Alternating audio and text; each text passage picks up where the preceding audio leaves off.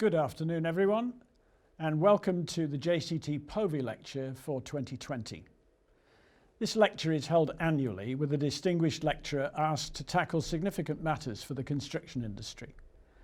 The lecture series was set up in 2003 to honour Philip Povey, the first Secretary General of JCT, who served us in various capacities for 50 years until 1999. I was honoured to be invited to give the first Povey Lecture back in 2003. It's always been an opportunity for the invited audience to meet and network over refreshments, as well as to hear leading-edge thinking. Today, we cannot do that in real life or have the refreshments. That's down to you. But we can reach a wider audience online, and we can provide a recording to reach even more people later through the JCT network. I'll tell you a bit more about our digital strategy at the end of the event. The technology today allows you to ask questions of our speaker at any time by using the Q&A feature on your screens, although you will have to come out of full screen in order to find the Q&A button. I'll be picking up the questions and putting them to him after the lecture itself. But first to our speaker, Dr Damien Buie, Group Technical Director of Laing O'Rourke. Damien oversees the technical and digital functions across the Australian and European hubs of Laing O'Rourke. He himself is Australian, as you will hear, with his science and physics degree from the University of Sydney. He is not from the construction industry. He sits on the group's executive committee and plays a key role in supporting and accelerating the company's transformation agenda. Laing O'Rourke is justifiably admired for its thought leadership in modern methods of construction, design and operation, and for buildings and for infrastructure. Dr Buie has called his talk Safety in Numbers. I'm sure he will explain the meaning of that to us all.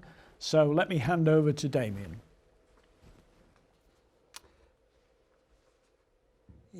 Good afternoon, everyone.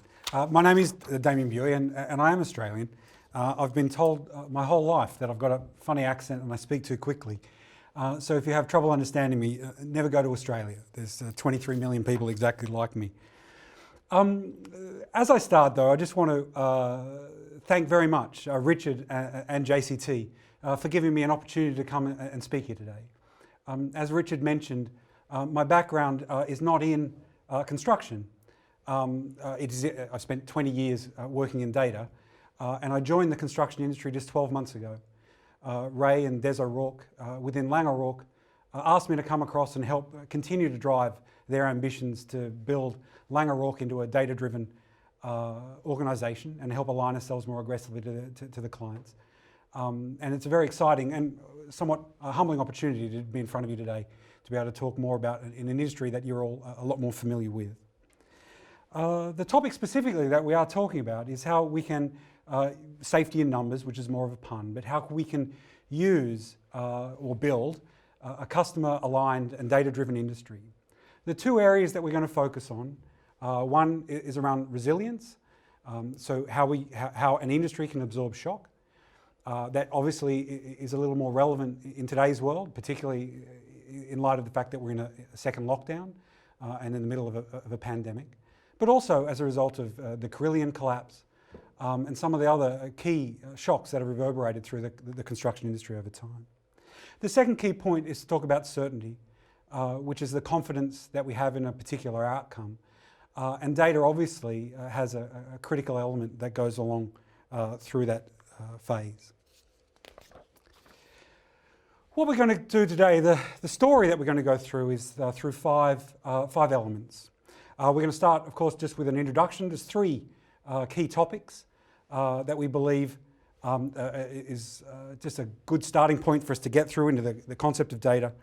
We're going to go and talk about how the construction industry itself has evolved and where it is today. Going to give some context around data and information so that we can understand more about what's available within the construction space. I'm going to try that back to where the construction industry is ultimately going, so Industry 4.0.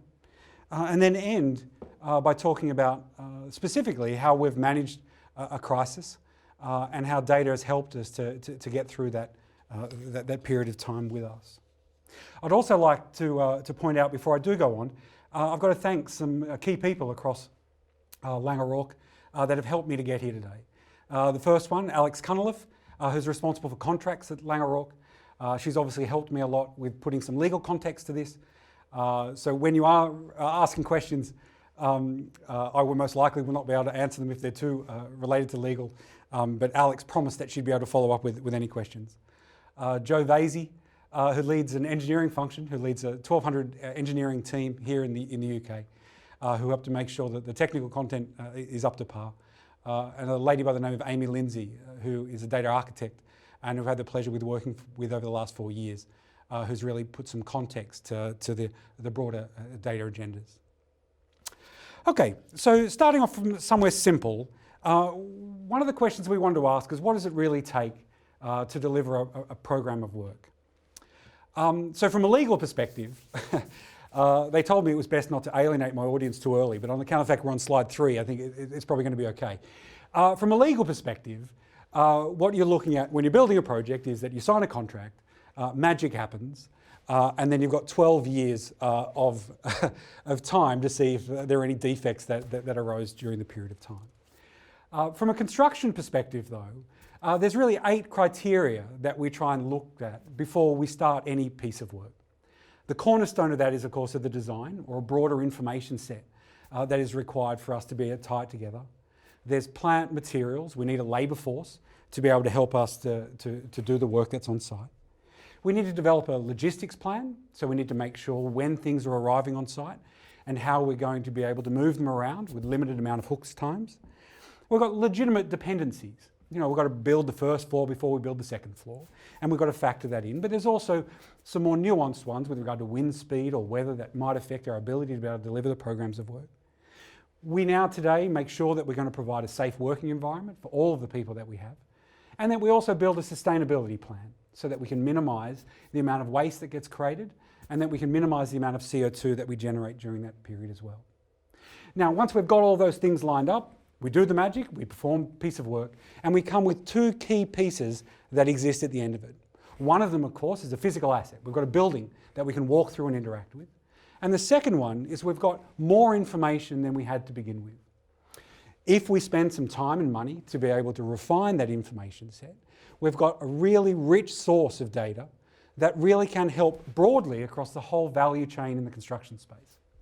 The information can help the client on the front side to be able to give them greater understanding of what it takes to build, what are the costs of complexity that go into it. From a designer's perspective, they not only get to see how their design got translated into a buildable design, but they can understand the pieces and parts that went into it in terms of manufacturing. The constructor can use it to be able to continue to drive and improve that performance. And the long-term owner and operator of the asset as well, where they can take this information set and use it to help them minimise the total amount of operating costs during the course of the asset's life. The second key question that we wanted to address was just to simply say, well, that's what it takes to build a program of work. What does it take to build a program of work productively? Now, I'm not going to try and turn this into an audio book about the Industrial Revolution, but the slide that you see in front of me just has some of the key steps that we need to go through to be able to understand it, to put it in some context. The Industrial Revolution, interestingly, started here in the UK in the 18th century, in the 1700s, with the invention of a heat engine. It revolutionised the textile industry, saw increase in iron production. 100 years later, they managed to do another wave of transformation came across as a result of mass production, so the creation of the assembly line. Most notably, it saw an 8-fold increase in car manufacturing, of course. A third wave of industrial revolution came in the 1960s, or the late 1960s, with the advent of a programmable logic controller. Now, it's this industrial revolution, it's this phase of modernisation that was really expected to hit and improve productivity across the construction sector. These types of improvements revolutionised automotive and then later on aerospace. And if you Google the word construction and productivity, you'll see very quickly that the transformations that have occurred across industry haven't made the same impact within the construction space itself. What we need to be aware of, though, is that there is another wave of change coming, or it has come, to be honest, and it's about information, the cyber-physical world, and it's revolutionising broadly across industries. It's obviously based around incredible volumes of information. So in the first case, we looked at and saw that as we go to work and as we drive productivity, we generate information. The second one is that volume of information is unheard of, and we've got to build new tools and new ways for us to be able to adapt to that. The third thing that I was going to run through was just to have a look at a tangible example, and something that I'm a lot more familiar with, which is around renewable energy. So I spent 20 years working in renewables prior to coming here. And renewables particularly are completely data-driven. What you can see in front of you is sort of 15 elements that go into, 12 elements that go into a cost model so that we can try and understand what a developer would sell energy for to an off-taker. It has elements in there like cost, it has program, it has one that's more unique just to the energy industry, which is about how much energy the particular asset is going to generate. Interest rates, which is typical, revenue, operation and maintenance, availability, regulatory risk that we're exposed to, warranties, services, force majeure, and end-of-life provisions. Now, specifically with regard to the yellow boxed one around energy yield, this one is particularly interesting within the energy space, whereas 30 years ago, a developer would typically walk around, see the site was kind of windy, and then they'd go to build a wind power plant there. Over those 30 years, as the cost of delivered energy got lower and lower and lower, we needed to increase the level of certainty we had in those outcomes. And the way that they did that is by building up incredible volumes of information. A developer today would buy broad data sets from government agencies to be able to help them give them some boundary conditions associated with it. But they'd also buy data from nearby wind farms, or they'd build nearby wind farms and meteorological towers to really refine that. That takes years and years and years of effort.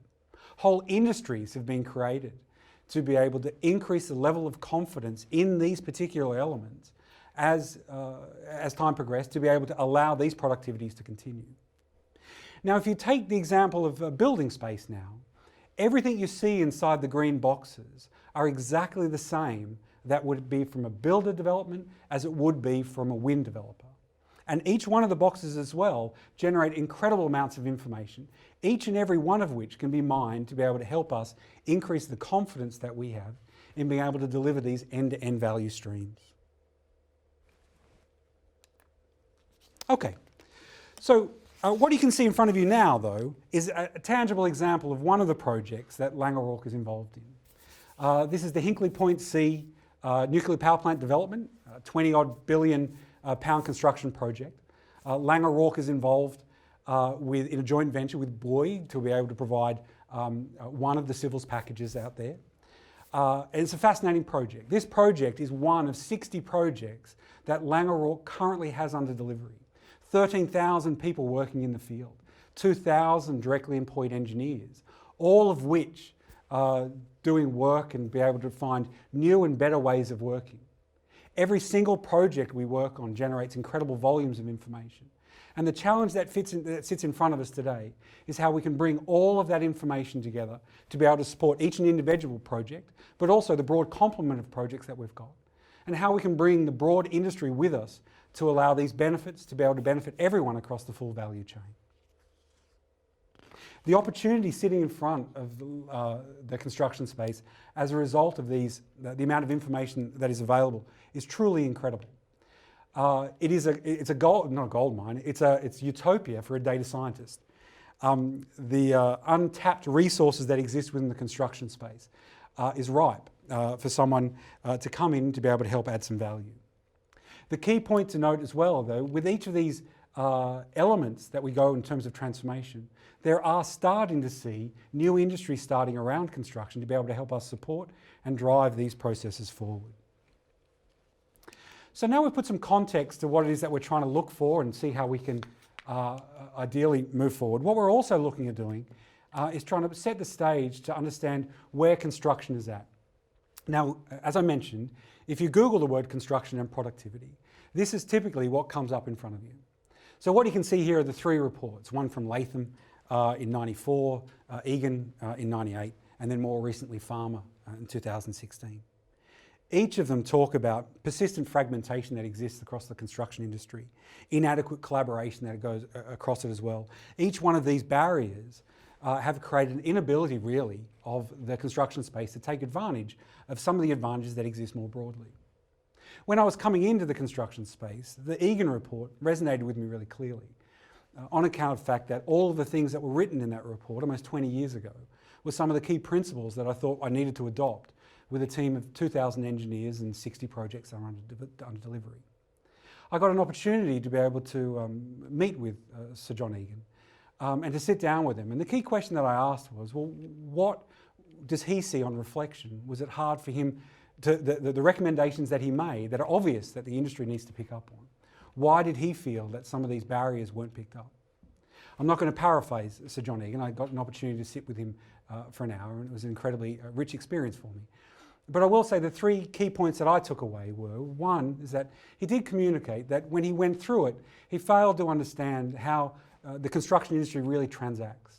The way that a contractor is selected and chosen really destroys some of its ability to be able to invest and to continue to drive innovation and change across it. The second key point that he pointed out that he didn't realise until he had moved from automotive and went on to take over BAA was around the level of maturity required in the supply chain and the level of investment required in the supply chain to allow it to come along this journey with it. And the third key point that he highlighted was that he wasn't prescriptive enough. He didn't say clearly what some of those next steps needed to be. Farmer in 2016 took that all on board. And what he brought was a very clear diagnosis of what was going on within the construction space and a very clear understanding, a 10-point plan of what we needed to do to move forward. And many of those elements being put in place today and seeing tangible benefits, and they will continue provided that we work hand in hand to be able to drive and change those key elements. While the space around construction has a poor reputation, there is significant work that has gone on to be able to increase the level of productivity. The slide that you see here is just talking about 4 key areas where you can see where change has actually occurred. It's got some real traction across the board. First one is around safety. We've seen dramatic improvements in safety within the construction space. The mantra now is to design for safety, engineer for quality, and make it part and parcel of how we all go to work. We've started, and very successfully, to integrate manufactured components into our construction sequence, and it's part of the ethos that drives Laing O'Rourke, and I'll give you some tangible examples around that. The third key point, the role that the environment plays, or the role that construction plays in a broader sustainability agenda, the role that construction plays in driving CO2 emissions. There is more and more awareness of that today, and so within the construction space, everyone across the value chain is really looking to see what they can do in here to be able to drive that out. And the embracing of digital technologies, while it hasn't had the same uptake as the e-commerce or within the banking space, it has made and transformed how we go to work. And you'll see tangible examples of that. There's also some other key factors that we've got to focus on as well, is that Laing O'Rourke and many other companies focus on investing in its talent. And during this pandemic, actually, it's been an incredible experience to be able to see how much they care about the individuals, particularly those working in the field, and how they want to look after them and provide a safe working environment, and to look after their families and the broader ecosystem of people around them. They have now dedicated research and development, and Laing O'Rourke, has spent over $100 million over the last 10 years in building up some of these capabilities and investing in the supply chain so we can make this a reality. And they've standardised some of the performance metrics that are required so that we can tangibly see some of these benefits. When you look at what the benefits that manufacturing bring, what you can see up here is what some people accuse Laing O'Rourke of being as a slogan, 70-60-30. So what it means is 70% of the materials that Laing O'Rourke typically uses to be able to go into its construction sequence is manufactured off-site. 60% less on-site labour is required, and 30% reduction in overall program is typically the outcome of how Laing O'Rourke goes to work. What I would say, that this is not a slogan, It's the key metrics that fall in line with the commitment or the objectives that Laing O'Rourke has about adopting modern methods of construction. The way that we hold to account the engineering firm is not just 70-60-30, but it's 70-60-30-0-0-0. And so that's 70% of the materials are created off-site in a controlled environment, 60% less labour on site, 30% shorter schedule, 0 defects, 0 safety incidents, and there's 0 carbon. So it means the total embodied carbon that we have across the board is low as well. These metrics, though, aren't just that. It's not a mantra. What you can see here is 6 projects that we have successfully delivered against, where we've measured the performance improvements that go on there. Here you can see 33% shorter program, 25% shorter program. It's not a goal, it's not a requirement for us to hit there. We obviously have nuances from project to project, but we do know that this type of mode of delivery, and when we do hit these metrics, it does translate into the quality and safety and more of a better way and better outcome for our clients that helps us drive and continue to improve the processes that we're moving forward on. Laing O'Rourke, of course, has also invested in off-site manufacturing. The project that you can see, the plant that you can see here is EIP. And this is a completely automated manufacturing line for concrete products that we use and generate to be able to build into our general supply chain. Interesting or important to note, though, is that when you are using manufactured products, there are a lot of things that you have to take into account in terms of sequencing of the delivery deployments, and also in constraints around design that do take some getting used to. It does take training, it does take support. And so the benefits that off-site can bring needs to be incorporated during this whole delivery cycle, so the benefits can tangibly add value as we're moving forward. What we want to do now is to talk about the progress that we've made in construction. Just try and talk about what role data can have in being able to help move that forward as well. What you can see in front of you now is a simple chart that just talks about the typical amount of information, or the typical coordination of information that comes in. From a data architecture perspective, there are sometimes very simple questions that you would ask that have very long and arduous answers. A very simple thing like, what is a project, when you're talking about automating information sets, is a harder thing to do. Does it consist of a single project, or is it a program of work? What is a project during its early delivery cycle to its end of life cycle, and how can you build continuity between it? The way that the construction industry has addressed this issue is through building information modelling. So it's a framework that they've used to be able to coordinate the rich sources of information that go across. The graphic here shows 3D spatial form linked to program, linked to costs, of course. Then we have all of the information that goes around operations, so the logistics and supply and who handle each of the individual products. Then we try and link that to sustainability, so what is the carbon content, and I'll give you a tangible example of what that looks like. And then also incorporate the safety. Now, at each of the phases of delivery, as we go through a project cycle, we also try and capture this information set because it influences what level of flexibility we really have in being able to change design, or more importantly, the cost that is associated with changing any of the design aspects. An example of it can be as designed, as manufactured, as built, as commissioned, and then through the different phases of its life as we go and update material through operation and maintenance and the full life cycle of the asset as well. Obviously, though, one of the challenges that we've highlighted within the construction space is related to its fragmentation. So I'm not going to talk to a group of people who have been working significantly longer than me in construction about the fragmentation that exists. But just as a tangible example across the board here, you can see that the relationship that exists between the designer and the contractor. What has happened for many, many years is that this interface that exists between the designer and the contractor has been managed through 2D drawing sets. So the design of record needs to go through a 2D drawing phase so that we know what the design of record was, so that we could hold people to account for ultimately delivering against it. These seams are really challenging for us as individuals, as companies, because a lot of the value that the client wants needs to pass through these seams, and it makes it difficult for us to be able to account all the way through. What I can show you here is some of the tools that we're creating to be able to address these seams, to be able to break down some of these barriers. The objective of these tools is to create a vertical integrated experience for the client. just as you would have at Amazon or Deliveroo. You don't really understand what's going on in the background, but you just feel an end-to-end seamless process. These two elements that we're implementing across the data space is to be able to address these key issues. One of the first ones is this concept around a common data environment. So that is a standard environment that we all use, whether you're a designer, a supply chain, delivery partner or client, where we can put all of the information that's associated within a common way using standards and formats to allow ourselves to be able to better interact with the information and make it more live and real as we move it forward.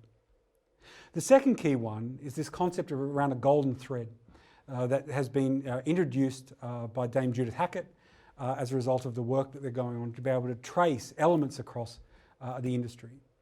An example could be that if you had a fire door created, what you would most likely want to do is to understand what life cycle the fire door went through so that we would be able to incorporate that into any failure that occurred in the field.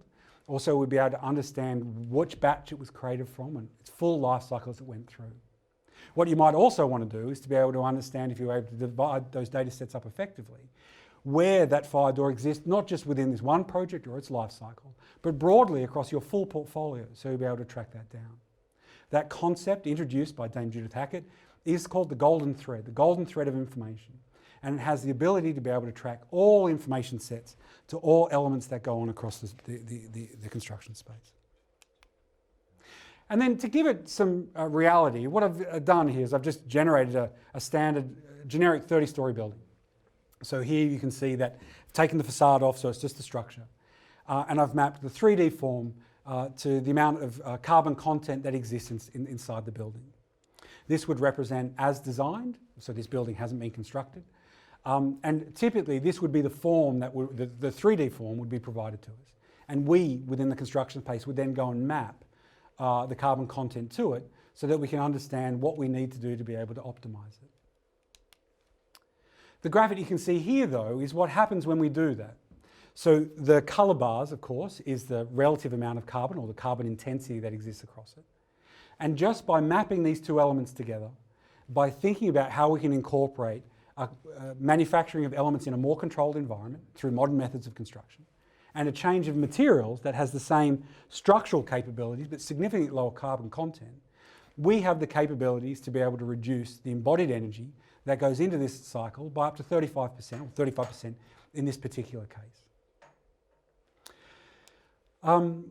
The benefit, though, the challenge that we face across the industry, though, is when you look at the full life cycle.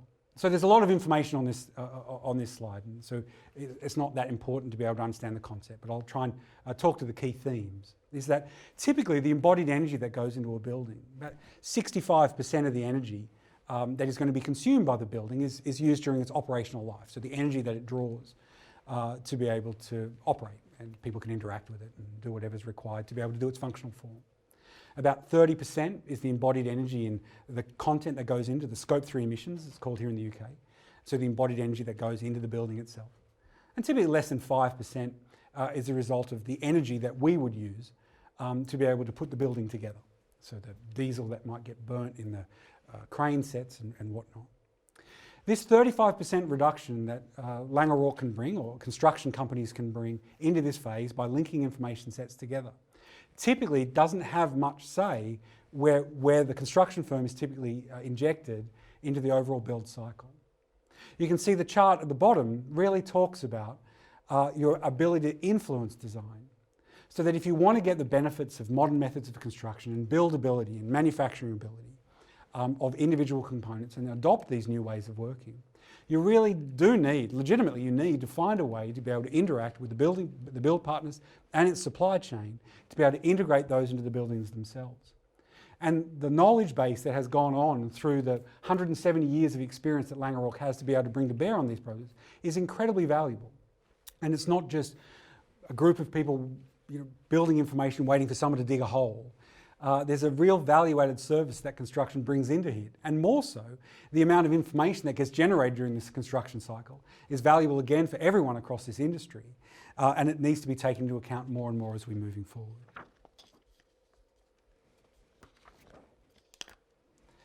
Okay, so that's what we see ultimately is the challenges that we've faced and the progress that Laing O'Rourke has gone in keeping up with Industry 3.0. But we also want to go on and have a look at is where we're headed. So what other things that we're trying to incorporate into these broader programs so that we can start leveraging more effectively Industry 4.0 and take advantage of these rich data sets that exist more broadly across the group. Our objective, though, is to be a client-orientated business. So to really map up what our clients are looking for. Now, within the construction space, if you asked most of the people in construction space, you ask them, what does the client want? They're going to turn around and say they want a cheaper product. That's what they want. They don't care about anything else. All they want is something cheaper. You ask the developer, though, they're going to give you a whole rich scheme of things that they're incredibly interested in. Of course, they want more value for money, without a doubt. Everyone does. But they also care about many other things. They care very much about the confidence in cost, because uncertainty they need to build into their overall business models. They want to have greater confidence in cost earlier during the design cycle as well. Ideally, from a client's perspective, they want 80% cost certainty at REBA stage 2 or even from concept phase to help them understand the optionalities that exist.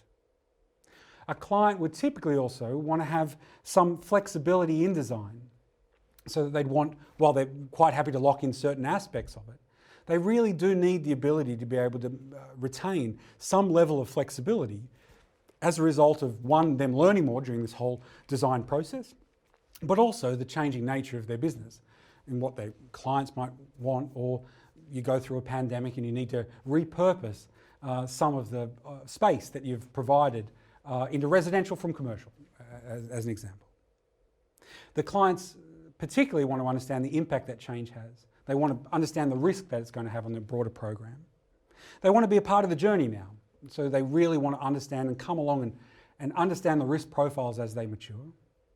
Sustainability, broadly across industry, is an incredible driver for them, and so that they need to be able to understand what options exist around them. They want to use the information to be able to help them optimise the asset during its full life cycle, to be able to minimise operating costs, particularly in today's market. Sometimes they want to understand how a particular asset is going to fit into their portfolio of assets.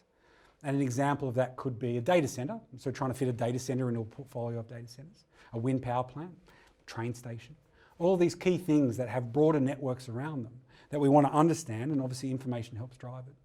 But most importantly, our clients want optionality. They want to see from an early onset what a net zero building would look like, what it would be in terms of impact to schedule or quality if they were to reduce the cost by 20%, what a 30% reduction in schedule would look like, and how that trade space evolves in terms of level of confidence that move across there. Ability to be able to deliver against that obviously falls down to being digitally enabled. So our ability to make an end-to-end experience for the client as the designer and the contractor in its supply chain, and ultimately the information that gets generated becomes available.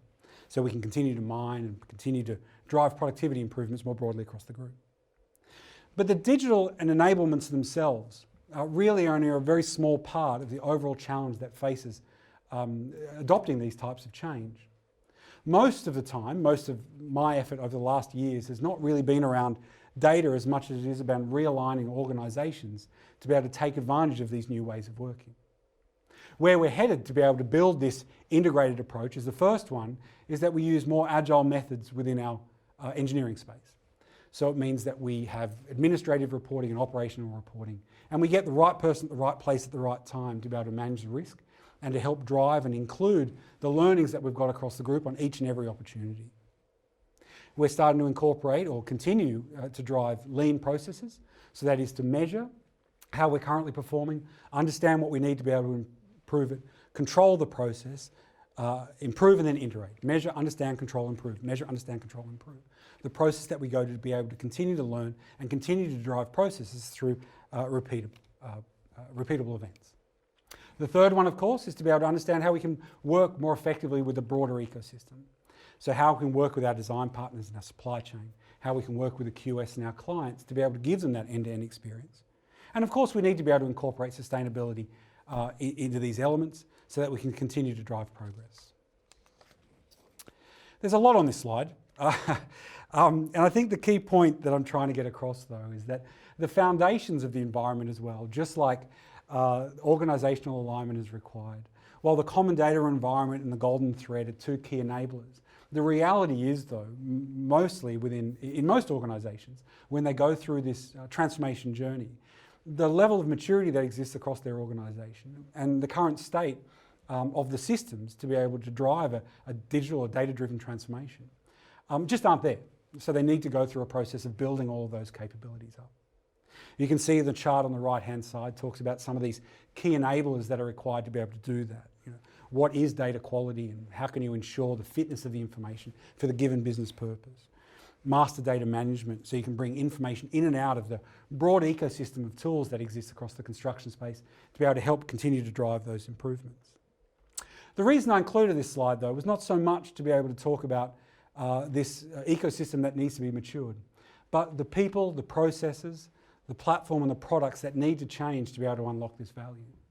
The most critical one, of course, is around the people. So it means that you need new skills. When I joined Laing O'Rourke, the typical way of working, if you need something done, you go and get one of the engineers to do it, or if it's got something to do with data, you get someone from IT to do it. But the reality is, though, that there are broad skill sets that are matured over the last 20 years that just didn't exist in the past. Some of these are around data architecture, data scientists, for an example. I'm in a room at the moment, there's no audience, of course, as Richard made reference to. This is kind of like my utopia, where I spent most of my career working in rooms like this as a data scientist. And these skills are these refined skill sets that people develop over time, really are required to be able to do this, so that while structural engineers are brilliant at building structures, data engineers are really required to bring them in. And these skill sets are really important for us to be able to build up these capabilities across it, to be able to drive and enact the future that we're building out. And what I wanted to have a look at here is just to go back to that tangible example of Hinckley. So here you can see that the Hinckley Point C nuclear power plant is a beautiful example of where we've used information to be able to help drive productivity improvements. 3 million tonnes of concrete are being poured at the Hinckley site over a very long period of time. And there's a lot of reproducibility that goes across there. So it means the 230,000 tonnes of rebar get that laid. Every single one of it is modelled in a 3D form. And they've measured every single process that goes through there so they can ensure quality given the criticality of the infrastructure. And also that they can look at how improvements can be made. When they've looked at increased productivity rates from building the first reactor unit to the second reactor unit, incredible amounts of savings had been made with regard to our ability to be able to manage the time constraints and also the cost pressures as these projects mature. And the expectation is that by using these information sets and looking at how we can replicate design, we look at taking the HPC across into the second EPR reactor here in the UK as a tangible way for them to be able to reduce 20% of the overall cost, but most importantly, to be able to reduce the uncertainty associated with those costs so they can refine their business model to add more value to the UK economy and to be able to allow the UK to meet its 2030 targets of net zero, 2050 targets of net zero.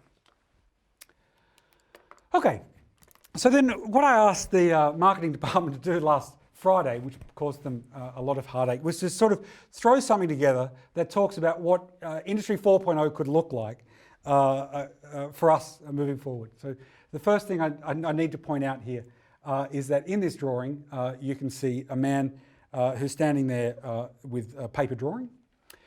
So I can only imagine that he is a historian talking about how construction used to operate with regard to 2D draftsmen that were there. But the key point that we're trying to get is that everything that you can see inside this image, this infographic, is physically connected. We've got IoT sensors that are looking at concrete. We're looking at geospatial, so we know where everything is during the whole periods of time. We're looking at having autonomous vehicles and seeing how that could increase and manage the logistical schedules that go across there.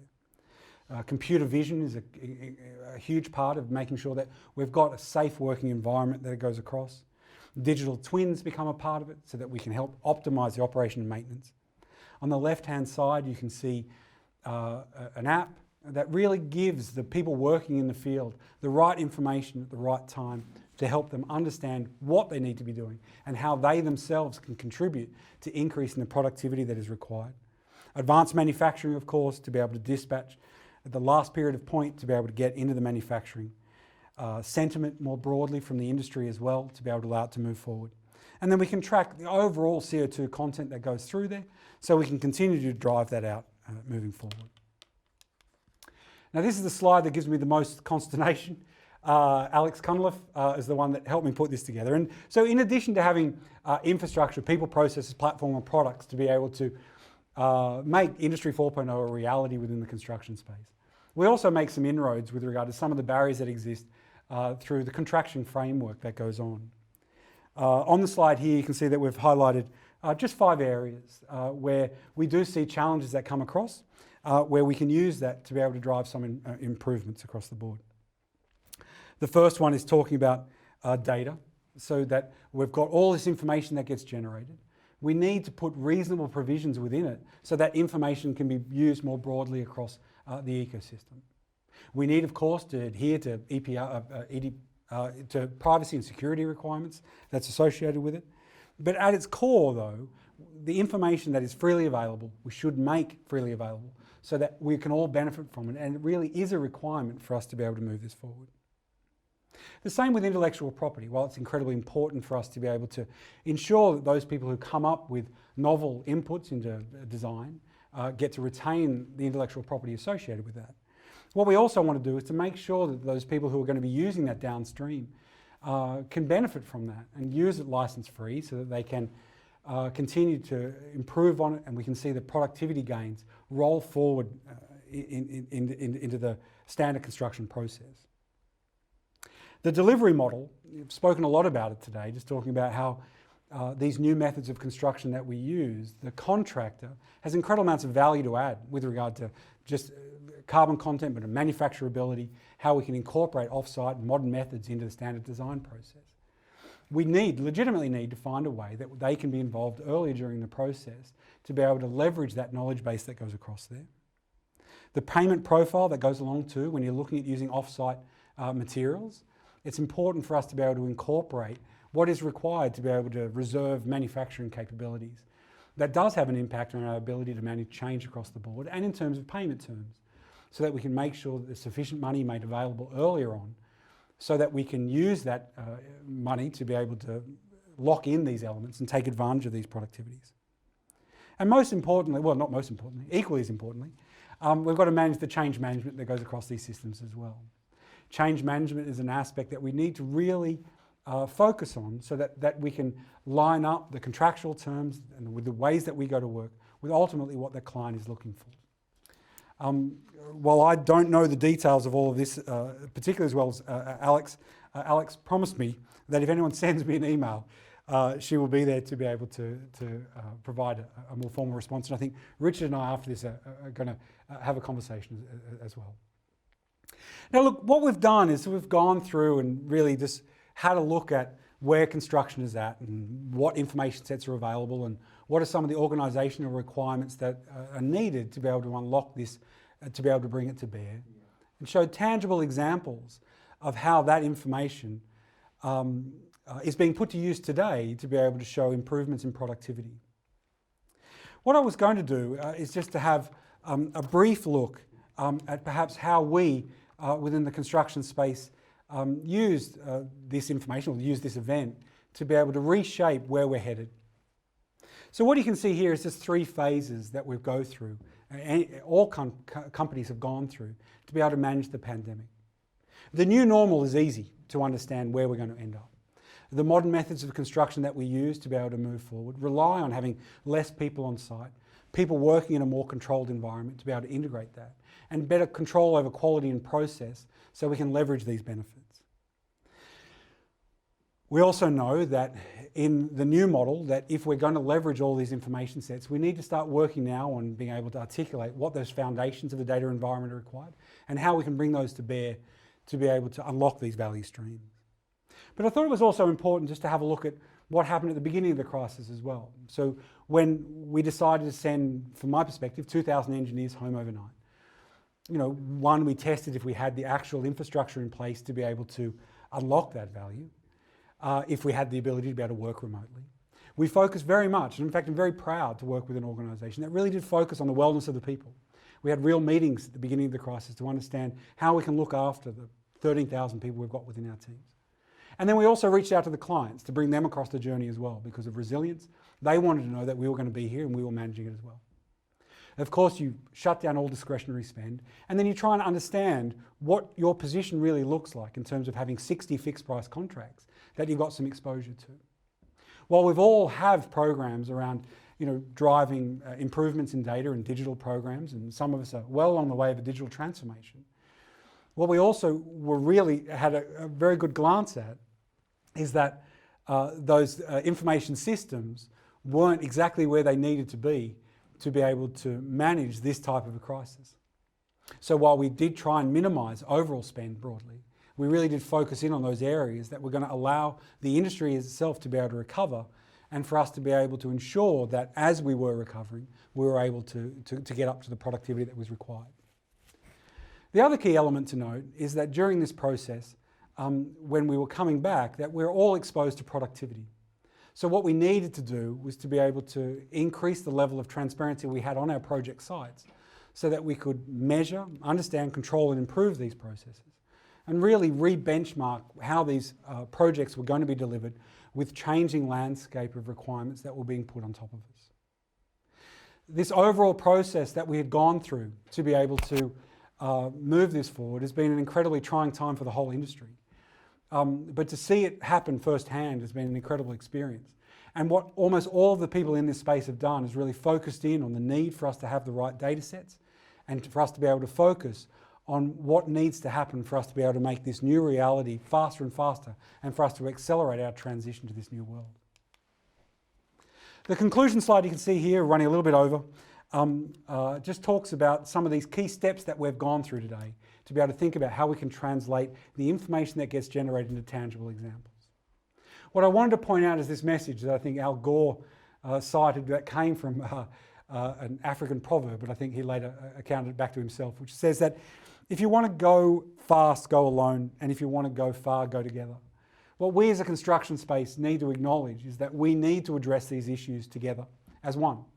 And if we do that, we all will benefit significantly from this type of transformation. One of the questions I ask myself all the time is, am I part of the problem or am I part of the solution to this? And I think if you ask yourself when you address some of these key challenges that exist more broadly, it really does help you to be able to think about where we are and what's left inside this overall journey. So before I sit down, that's the end. So thank you very much. And honestly, thank you very much for the opportunity to be able to come here and speak to this group. It's an incredible opportunity for me in a new chosen field. I wanted to leave here with a picture of Charles Eastman, who sadly died 3 weeks ago. He's known as the father of BIM, where 60 years ago he was talking about building the foundations that we're all going to vest from now to be able to help us continue to drive the future as we move forward. Thank you very much.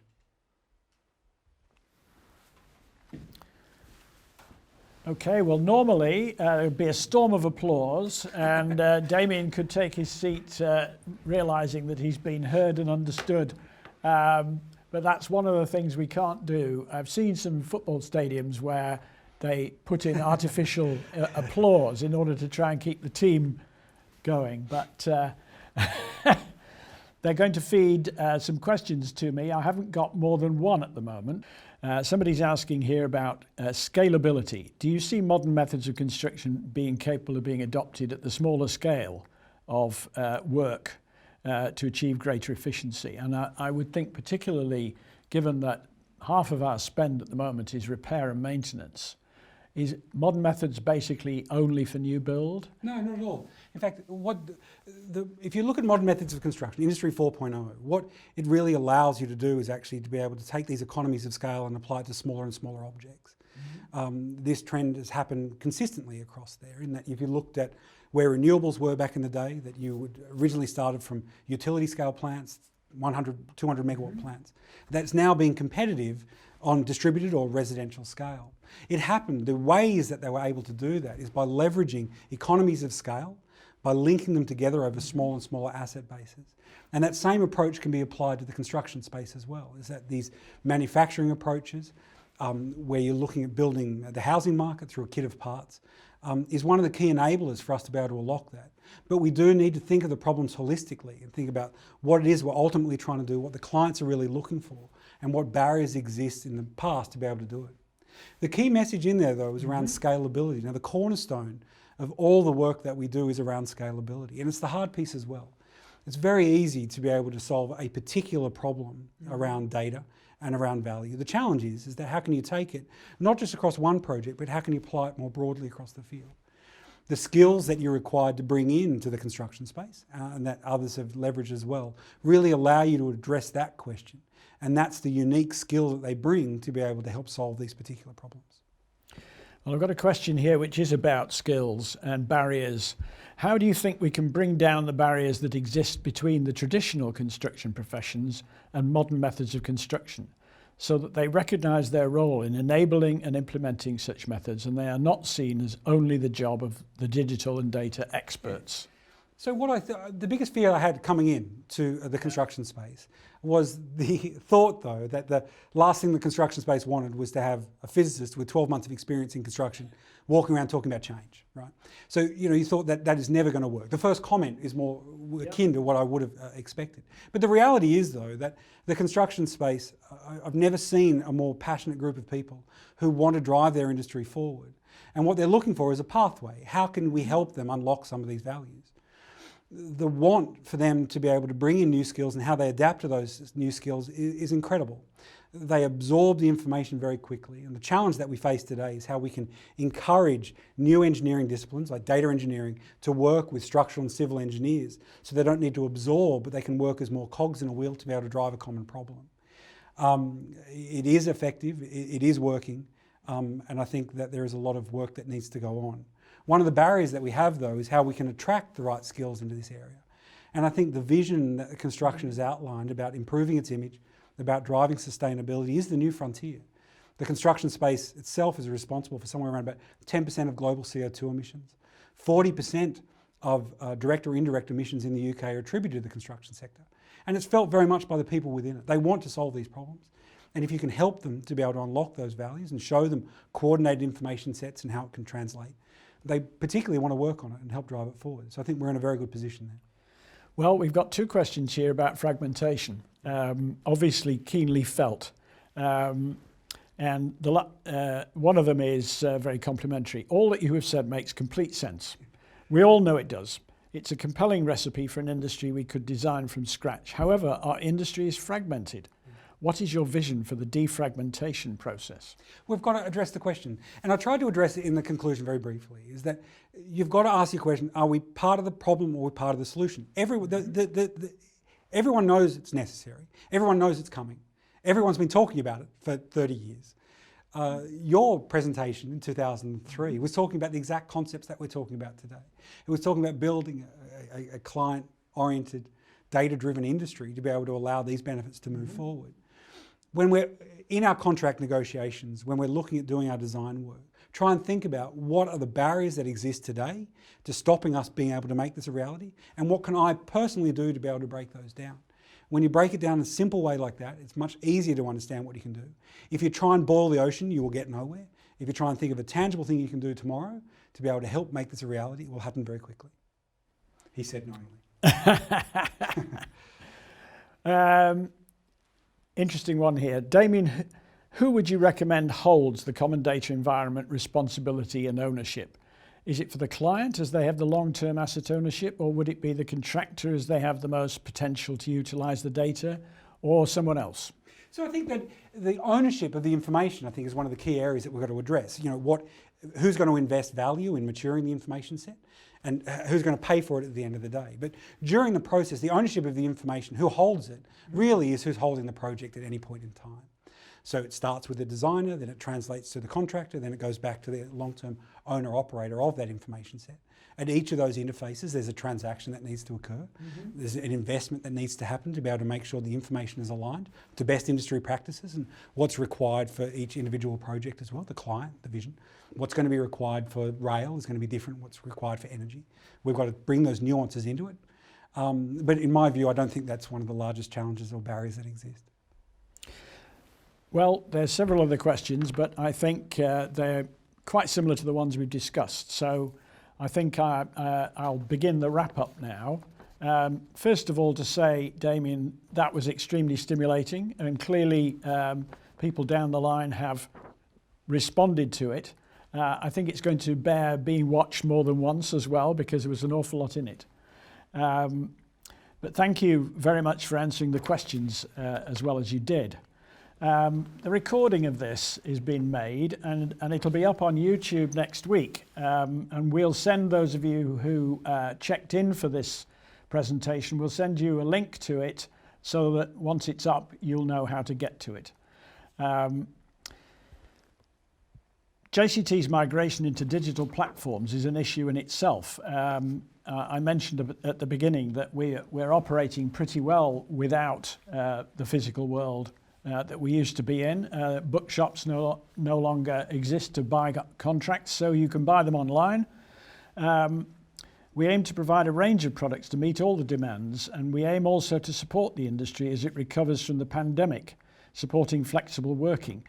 You can buy JCT contracts on demand, and this is now the default way to get them, and you can see the address on the screen. You can also use our subscription service, JCT Construct, to edit and share the standard forms online with built-in intelligence. JCT also runs training courses online now, starting pretty well this week, with the trainers giving live interactive webinars. Finally, in addition to the JCT network we run to relate to our regular users, we have a young professionals group for those in their first 10 years of their career to learn and make contacts. The Young Professionals Group online portal provides a growing resource of videos, articles and events. Do look at the websites on your screen to see the full offer from JCT. Finally, I want to thank JCT for the honour of being your chairman these past 6 years.